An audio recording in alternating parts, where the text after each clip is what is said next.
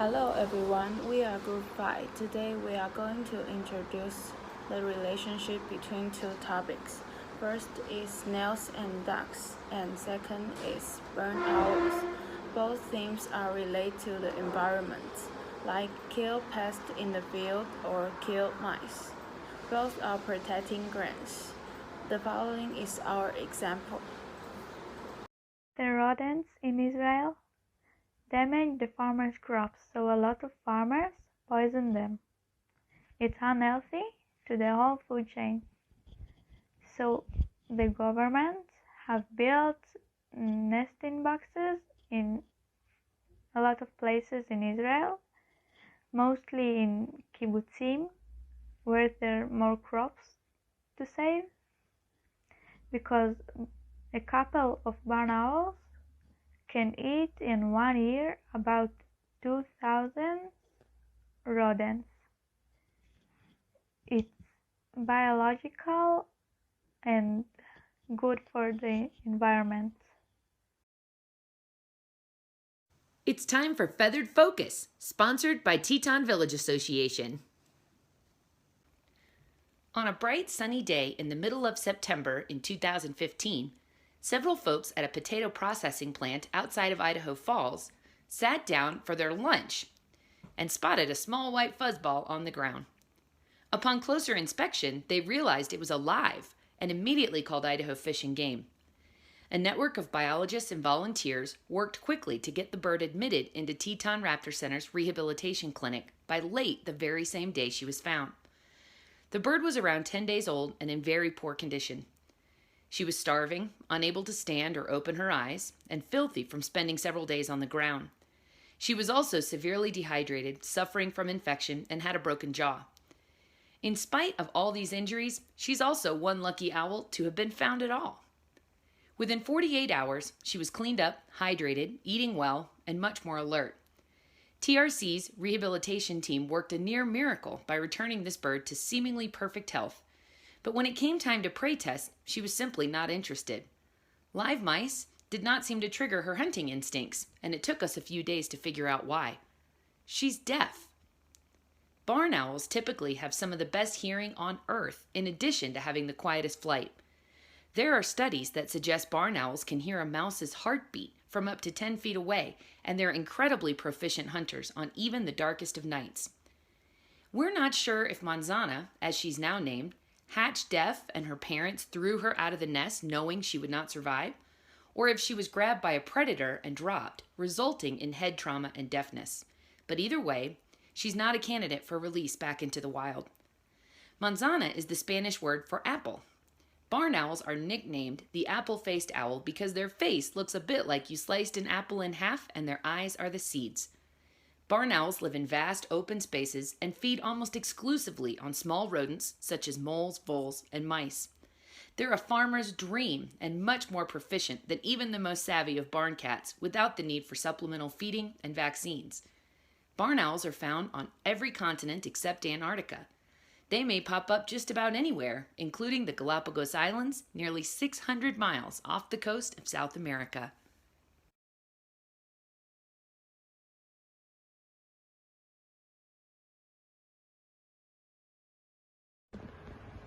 Pesticide pollution. Also, the use of the pesticide can prevent from the harm and grow beautiful. But do you think will cause river water pollution by pesticides and may harm human body? In order to reduce the pesticides, people have thought to a method. This method not only can reduce pests but also fill the duck's stomach. Here are some of the benefits. First, it's a natural method of control, no chemicals which could be harmful to other invertebrates or the wider environment. Second, you won't need to mow the lawn as often, while the ducks will keep it short. Third, another plus point is that with the dung, the ducks contribute to the fertilization of the garden and lawn.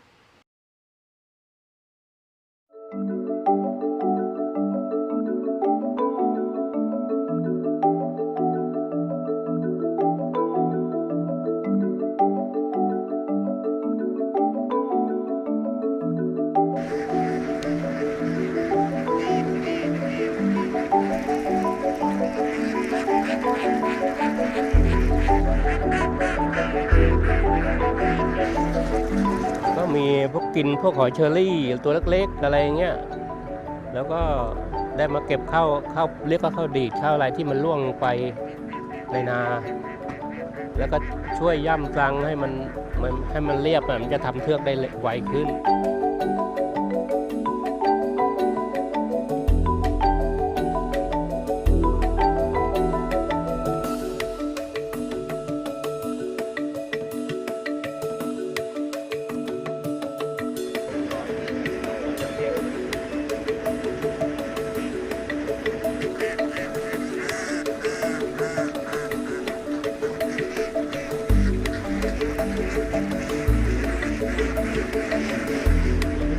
ประโยชน์คือถ้าของผมโดยตรงคือเราลดต้นทุนอาหารไม่ต้องเลี้ยงจนไม่ต้องขุนอาหารจนโตอย่างนี้มันลดต้นทุนอยู่แล้วครับถ้าสำหรับชาวนาคือช่วยให้ชาวนาช่วยกำจัดศัตรูพืชศัตรูข้าวให้ชาวนาแล้วก็ช่วยลดสารเคมีให้น้อยลง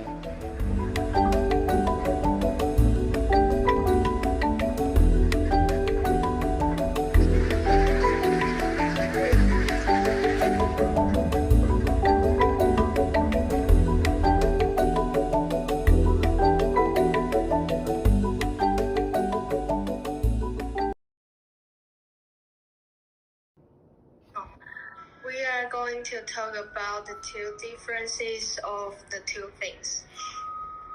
And the first one is the burnouts protect the farmer's growth. Just can protect the rice. The second, the burnouts were in danger of extinction, and we built the nest and helped them from becoming extinct. And the ducks live in the rice field and grows in the farms. And these are the biological management by burnouts and snails and ducks differences. Both projects of snails and ducks and the barn owls are natural ways to protect the farmer's growth without harming other animals and with the reduce of the pesticides used. In conclusion, we can find natural ways to protect the growth without using pesticides or unhealthy chemicals.